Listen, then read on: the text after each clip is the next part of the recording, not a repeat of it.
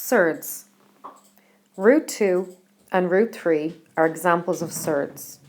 So a root on its own is really a square root. So this means the square root of 2 and the square root of 3. Root A is called a surd if it cannot be written as a rational number, if it cannot be simplified in another way. So notice that root 2 and root 3 are prime numbers. They don't have any other factors except themselves and 1. So surds cannot be written as rational numbers, which means they are irrational numbers, which means if you put root 2 into the calculator and you press SD, you will get a decimal that goes on forever and does not repeat itself. There is no pattern and it does not terminate. There are some laws of surds that we need to know. So law 1 is root A, root B equals root AB. So notice that root A and root B are stuck together. And anything stuck together in maths means multiply. So this means root A multiplied by root B. Well, that's the same thing as root AB. And again, these are stuck together, which means they are multiplied. So to have a look at an example of that, if we have root 2, root 3 stuck together, this means root 2 times 3. So the numbers both come inside or underneath the surd and we multiply them. And root 2 times 3 is going to be root 6. In a similar way, law 2, root A divided by root B is going to be the square root of A over B. So if we have root 10 divided by root 5, this is the same thing as root 10 over 5. And 10 divided by 5 is 2, so we get root 2. So now we're going to have a look at a few examples. What is root A squared? So what is the square root of A squared? Well, if we think back to our laws of indices, a square root can be rewritten as a power of a half. So the square root of A squared is really A squared raised to the power of a half. And we know from our laws of indices, when we're raising a power to a higher power, we multiply the powers. And 2 times a half is the same thing as a half times 2. And a half times 2 is a half of 2, which is 1. So we get A to the power of 1, which is just A. So this is the reasoning behind it, but it is handy to note that if you were trying to square root a squared, you can just cancel out the root and cancel out the squared, and you'll be left with whatever is inside. So in the same way, the square root of 7 squared, the root and the squared will cancel and leave us with 7. Likewise, the square root of 11 squared, the square root and the squared will cancel, leaving us with 11.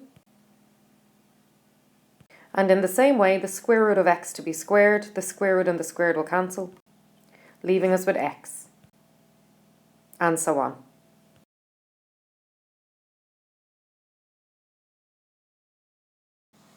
Simplify the square root of 32. So 32 is not a prime number, which means that we can rewrite this a bit simpler. So we want to think of the factors of 32. So the first factor pair of 32 was 1 times 32. The next would be 2 times 16. The next would be 4 times 8. So we're interested in factor pairs that have square numbers. So of the list we have here, 16 and 4 are both square numbers. But 16 is the highest of the square numbers that we have. So we're going to go with the factor pair 2 and 16. So we find the largest square number that is a factor of 32. 16 is the largest square number that is a factor of 32. So we rewrite the square root of 32 as the square root of 16 times 2, which we can rewrite as root 16 stuck onto root 2. These are stuck together, which means multiply. The square number should always go first. So instead of having 2 first and 16 second, we'll have 16 first and 2 second. So the square number should always go first. And then the square root of 16 simplifies to give us 4. Root 2 cannot be simplified, so we just stick them together. So the square root of 32 simplified gives us 4 root 2. simplify root 50 plus root 8 plus root 32. So, like we did in the last example, we're going to look for factor pairs of each of these numbers because none of these numbers are prime numbers, which means they have other factors besides themselves and 1. And of the factors that we come up with, we're interested in the ones that are square numbers. So let's start off with 50. So the factors of 50 are 1 times 50, 2 times 25, 5 times 10. Of these factor pairs, 1 is a square number, but we're not going to use 1 because 1 is just 1. So if we were to rewrite root 50, factorising and using 1 as one of the factors, it will be 1 and 50, so that's no use to us. So although 1 is a square number, we're not going to use it.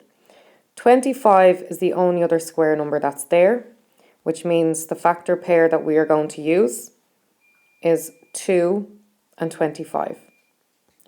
So the square root of 50, we're going to rewrite as root 25 root 2. Notice that the square number, which is 25, comes first, and the prime surd, so 2 is a prime number, that goes at the back, that comes second, and they're stuck together. Next, we're going to get the factor pairs of 8. So we have 1 times 8, and we have 2 times 4. So again, we're interested in square numbers. So again, 1 is a square number, but that's of no use to us.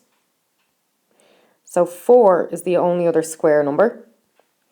So the factor pair we'll use will be 2 and 4. So we're going to rewrite root 8 as root 4 root 2 because 4 times 2 is 8 and 4 is a square number. Again, the square number must come first. Then we're going to rewrite root 32. We had root 32 in the previous example, but I'll just do it again here quickly. So the factor pairs of 32 are 1 times 32, 2 times 16, 4 times 8.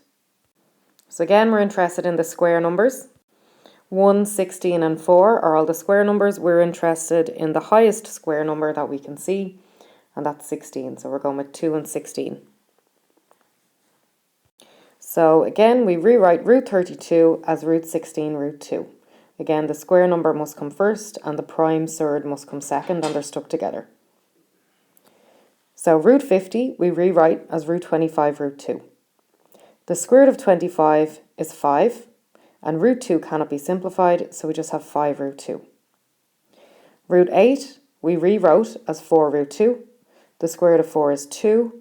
Root 2 we cannot simplify, so we just keep it as 2 root 2. And the square root of 32 we rewrote as root 16 root 2. The square root of 16 is 4, so we have 4 root 2. Notice that each of the numbers or the terms here have root 2 at the back. So 5 root 2 plus 2 root 2 plus 4 root 2 will give us 11 root 2. In the same way that 5x plus 2x plus 4x would give us 11x. You do not add up the surds. You would not say root 2, root 2, root 2 gives us root 6. That will be incorrect. So you just add the numbers at the front. So 5 root 2 plus 2 root 2 plus 4 root 2 gives us 11 root 2.